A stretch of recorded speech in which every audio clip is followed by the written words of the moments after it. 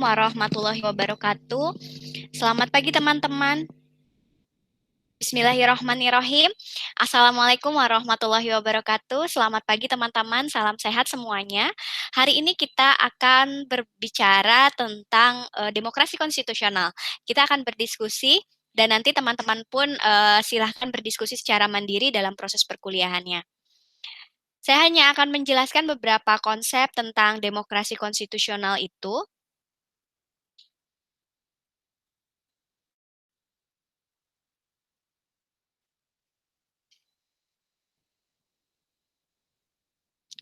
Oke, saya akan menguraikan tentang sistem politik demokrasi konstitusional di Indonesia.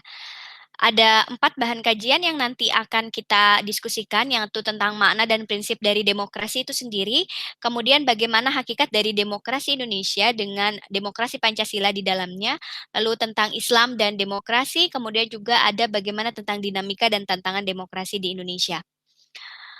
Eh, Diawali dengan kenapa sebagian besar negara di dunia ini memilih demokrasi sebagai sebuah sistem untuk tatanan hidup berbangsa dan bernegaranya. Eh, Pada dasarnya demokrasi itu merupakan sebuah pilihan. Bahkan mungkin beberapa negara besar di dunia ini menjadikan demokrasi itu sebagai sebuah alternatif sistem untuk tatanan aktivitas masyarakat, bangsa dan negara. eh Mahfud MD mengungkapkan tentang dua hal kenapa demokrasi dipilih atau dijadikan alternatif itu. Yang satu bahwa faktanya hampir semua negara di dunia ini telah menjadikan demokrasi itu sebagai sebuah asas yang memang dianggap fundamental. Terus kemudian yang kedua, demokrasi sebagai asas kenegaraan yang secara esensial telah memberikan arah bagi peran masyarakat untuk menyelenggarakan negara sebagai sebuah organisasi tertinggi. Nah, kemudian sebenarnya ada siklus yang dinamakan dengan siklus Polybius. Ini adalah siklus bagaimana hubungan antara rakyat dan pemerintahan atau rakyat dengan negara itu dalam sistem pemerintahan. Dimulai dari monarki, kemudian tirani, kemudian ke aristokrasi, kemudian ke oligarki dan sampai pada demokrasi juga sampai pada oklokrasi.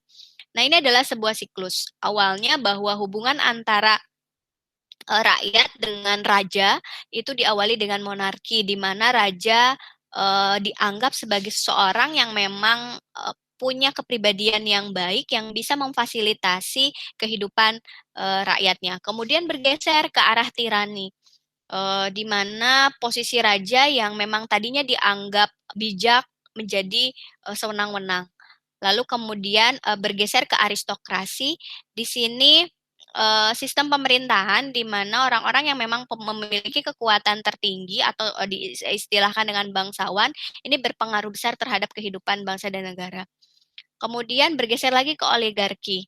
Nah, ini di mana bangsawan pun sudah mulai sewenang-wenang, sehingga dipilihlah demokrasi, di mana rakyat itu punya kekuatan tertinggi untuk bisa berpengaruh terhadap kehidupan bangsa dan negara.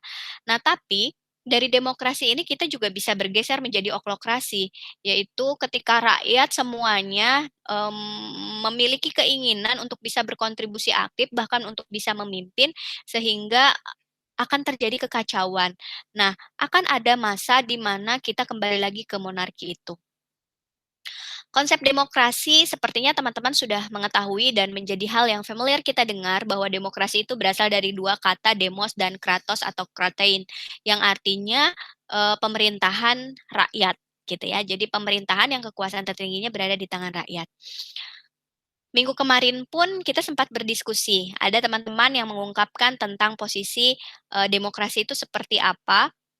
Abraham Lincoln sebagai salah satu dari yang mengungkapkan bagaimana posisi demokrasi itu, bahwa demokrasi itu adalah the government from the people, by the people, and for the people. Bahwa pemerintahan itu dari rakyat, oleh rakyat, dan juga untuk rakyat. Ada lagi konsep dari Hornby dan kawan-kawan tentang demokrasi.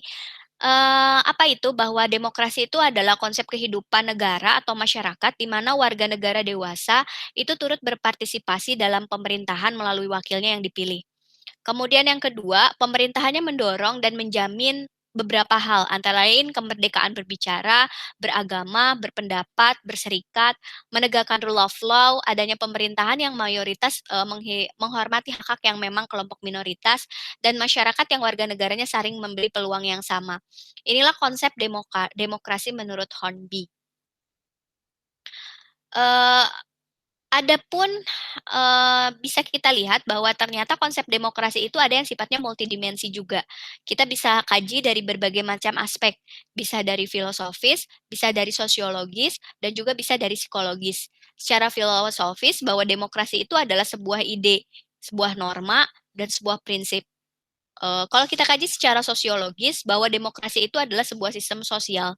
Lalu secara psikologis, bahwa demokrasi itu berbentuk sebagai sebuah sikap, sebagai sebuah perilaku individu dalam kehidupan masyarakat. Nah, teman-teman, seperti yang kita ketahui, demokrasi kita itu berkembang dari demokrasi yang tadinya langsung, kemudian bergeser menjadi demokrasi yang sistem perwakilan di dalamnya. Kemarin, teman-teman ada yang sempat mengungkapkan bahwa kita punya lembaga perwakilan sebagai representasinya bentuk dari demokrasi yang dilaksanakan di kita, misalnya ada DPR di dalamnya. Terus kemudian gagasan dasar pemerintahan yang demokrasi itu seperti apa? Yang pertama, pengakuan partisipasi di dalam pemerintahan. Misalnya, warga negara punya hak untuk ikut serta dalam pemilu, haknya untuk dipilih dan dipilih itu adalah sebuah gagasan dasar dari pemerintahan demokrasi Indonesia. Kemudian yang kedua, bahwa demokrasi itu tidak hanya itu saja, tidak hanya partisipasi rakyat, partisipasi warga negara di dalam pemerintahan, tapi demokrasi pun di dalamnya berkaitan dengan bagaimana pengakuan harkat dan martabat manusia. Misalnya saja, bagaimana pemerintah berikut serta untuk bisa melindungi yang namanya hak asasi manusia demi kepentingan bersama. Nah, teman-teman, ini pilar-pilar demokrasi. Jadi apa saja sih yang bisa berkaitan dengan pelaksanaan demokrasi itu? Yang pertama, kedaulatan rakyat. Kemudian yang kedua, pemerintahan berdasarkan persetujuan yang diperintah. Kemudian yang ketiga, ada kekuasaan mayoritas dan ada hak-hak minoritas di dalamnya. Kemudian berikutnya ada jaminan terhadap hak asasi manusia. Kemudian berikutnya ada pemilihan yang memang bebas dan jujur, ada persamaan di depan hukum, ada proses hukum yang memang dia wajar, kemudian ada pembatasan pemerintahan secara konstitusional, gitu ya. Terus kemudian ada pluralisme, artinya ada apa namanya aktivitas di mana kita kehidupan sosial, ekonomi, dan politik kita itu berbeda-beda. Kemudian ada nilai-nilai toleransi, pragmatis, kerjasama, dan mufakat. Nah, teman-teman, inilah pilar-pilar demokrasi yang memang seharusnya bisa dilaksanakan di negara kita. Nah, ada yang menarik. Ini pilar demokrasi yang memang ada di dalam Undang-Undang Dasar 1945. Ini dikemukakan oleh Profesor Ahmad Sanusi.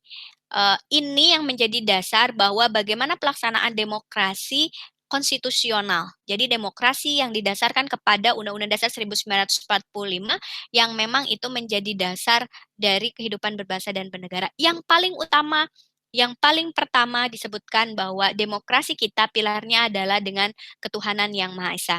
Kemudian demokrasi kita bekerja dengan kecerdasan, demokrasi kita dengan asas kedaulatan rakyat, demokrasi kita dengan rule of law, kemudian demokrasi kita dengan pembagian kekuasaan negara, kemudian demokrasi kita berjalan dengan pengakuan terhadap hak asasi manusia, kemudian demokrasi kita berjalan dengan peradilan yang merdeka, demokrasi kita berjalan dengan otonomi daerahnya, kemudian demokrasi kita berjalan dengan kemakmuran, dan demokrasi kita berjalan dengan keadilan sosial.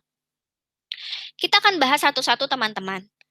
Bagaimana Islam dan demokrasi atau bagaimana agama dan demokrasi itu terbalut, bahwa demokrasi yang jelas dilaksanakan di Indonesia yang paling utama adalah berdasarkan ketuhanan yang Maha Esa. Esensinya apa?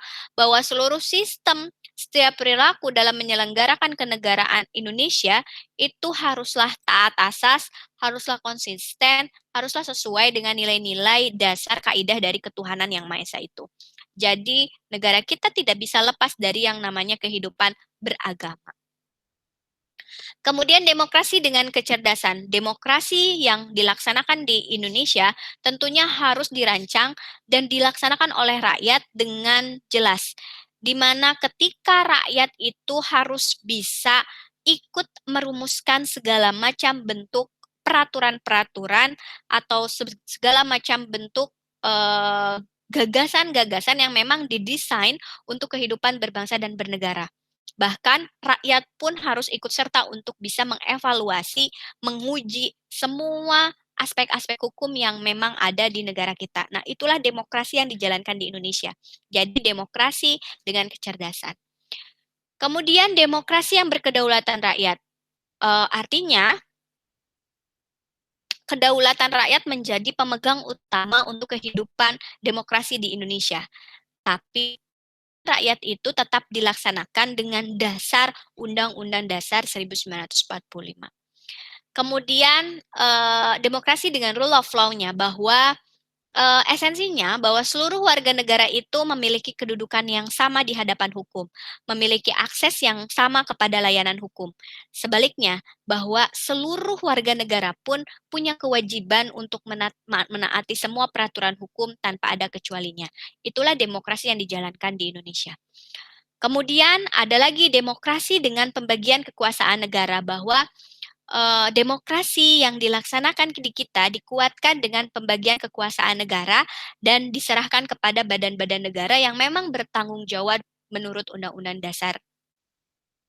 Nah, teman-teman, inilah lembaga-lembaga negara yang memang ada sebagai representasi dari pelaksanaan demokrasi di kita.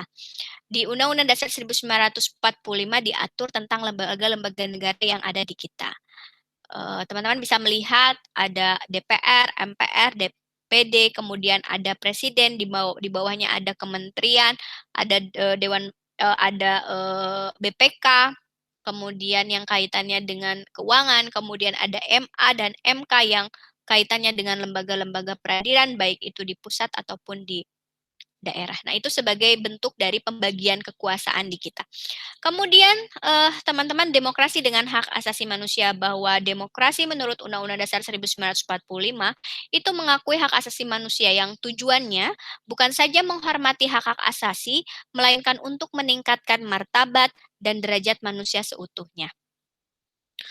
Kemudian demokrasi dengan peradilan yang merdeka, bahwa lembaga peradilan itu merupakan pelaksana kekuasaan kehakiman yang merdeka atau independen.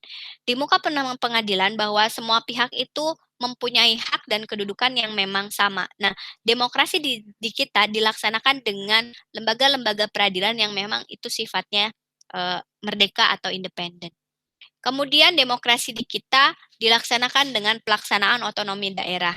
Di pasal 18 Undang-Undang Dasar 1945 diungkapkan bahwa Negara Kesatuan Republik Indonesia ini dibagi atas daerah-daerah provinsi dan daerah provinsi itu dibagi atas kabupaten dan kota yang masing-masing memiliki pemerintahan daerah. Demokrasi di kita dijalankan dengan otonomi daerah. Kemudian demokrasi dengan kemakmuran, bahwa demokrasi yang dilaksanakan di kita itu dilaksanakan dengan tujuannya adalah kesejahteraan. Oleh siapa? Oleh rakyatnya, dan juga untuk siapa? Untuk rakyatnya. Jadi kemakmuran itu adalah oleh dan juga untuk rakyat. Kemudian yang ke-10, demokrasi yang berkeadilan sosial. Keadilan sosial itu merujuk pada apa? Merujuk pada keadilan peraturan dan tatanan kemasyarakatan yang tidak diskriminatif. Jadi semua orang itu punya kesempatan dan peluang hidup yang sama untuk bisa merasakan akses-akses di tempat tinggal, pendidikan, pekerjaan, politik, administrasi di pemerintahan, layanan birokrasi dan sebagainya. Nah, itulah teman-teman 10 pilar demokrasi yang menjadi ciri khasnya bangsa Indonesia. Kemudian kita beralih ke demokratisasi. Demokratisasi itu adalah proses untuk kita mengimplementasikan sistem pemerintahan demokrasi dalam suatu negara. Mungkin sebelumnya suatu negara itu bersistem politik yang memang tidak demokrasi atau non-demokrasi, kemudian demokratisasi itu sebagai sebuah proses untuk mengimplementasikan itu. Apa itu demokratisasi? Bahwa demokratisasi itu adalah penerapan kaidah-kaidah atau prinsip-prinsip demokrasi pada setiap kegiatan politik kenegaraan untuk terbentuknya kehidupan politik yang memang cirinya adalah demokrasi. Demokratisasi juga adalah sebuah proses untuk menegakkan nilai-nilai demokrasi sehingga sistem politik demokratis dapat terbentuk secara bertahap. Jadi, demokratisasi itu adalah proses untuk kita melaksanakan atau bisa mengimplementasikan nilai-nilai demokrasi itu. Eee, ini gagasan dari Huntington tentang bagaimana proses demokratisasi itu.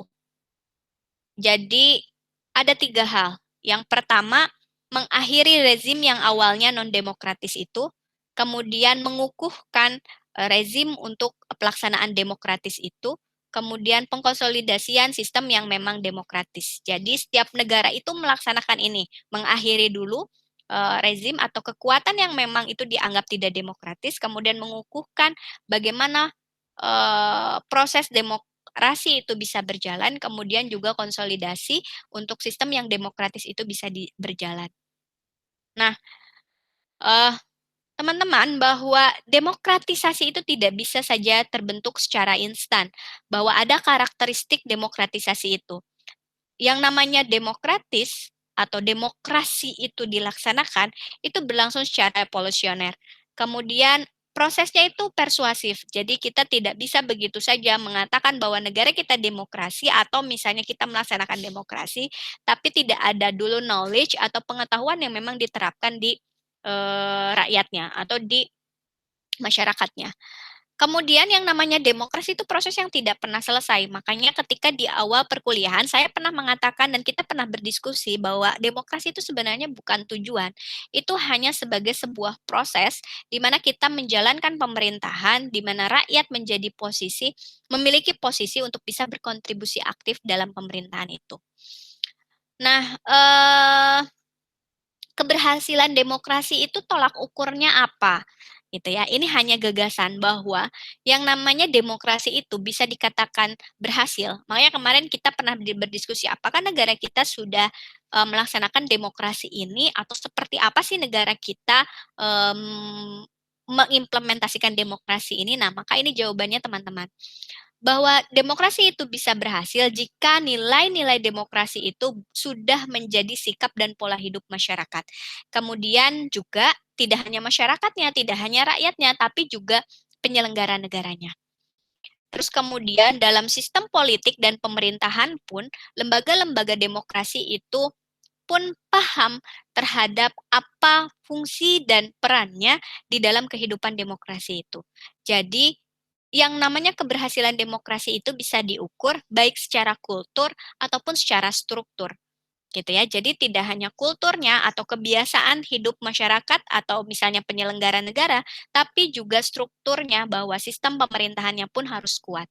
Nah, itu tolak ukur dari keberhasilan demokrasi. Lalu apa? Tadi kan kita melihat bahwa demokrasi dikatakan berhasil itu ketika kultur dan strukturnya oke, gitu ya. Nah, ini nilai-nilai demokrasi yang diungkapkan oleh Henry B. Mayo. Bahwa nilai demokrasi itu ada 8 hal di dalamnya. Yang pertama, penyelesaian pertikaian-pertikaian secara damai dan sukarela.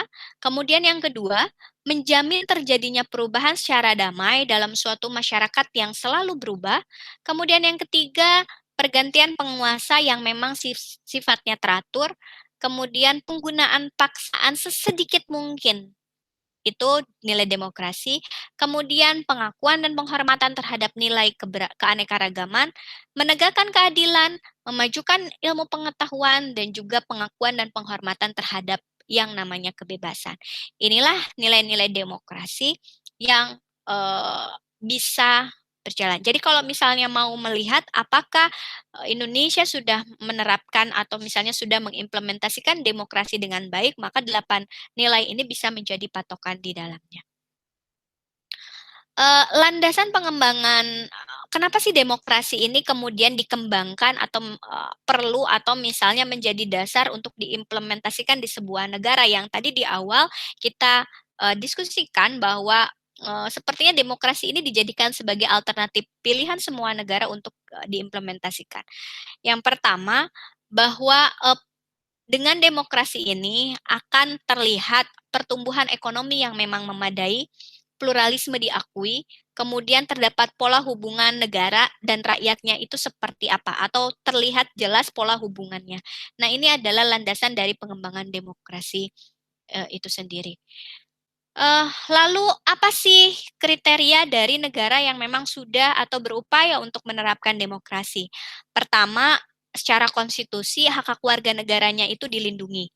Kemudian yang kedua, ada badan kehakiman atau peradilan yang memang bebas dan tidak memihak. Kemudian yang ketiga, pemilihan umum yang bebas. Keempat, kebebasan untuk menyampaikan pendapat. Kelima, kebebasan untuk berorganisasi. Dan keenam, ada pendidikan kewarganegaraan di negara yang memang demokrasi itu. Lalu bagaimana sejarahnya demokrasi di Indonesia?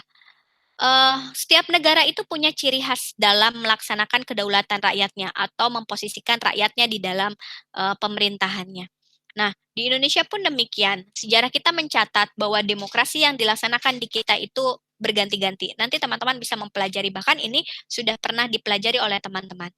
Demokrasi parlementer, demokrasi Pancasila terpimpin, demokrasi Pancasila di masa Orde Baru, kemudian demokrasi direformasi. Nah, inilah perkembangan demokrasi yang memang terjadi di Indonesia.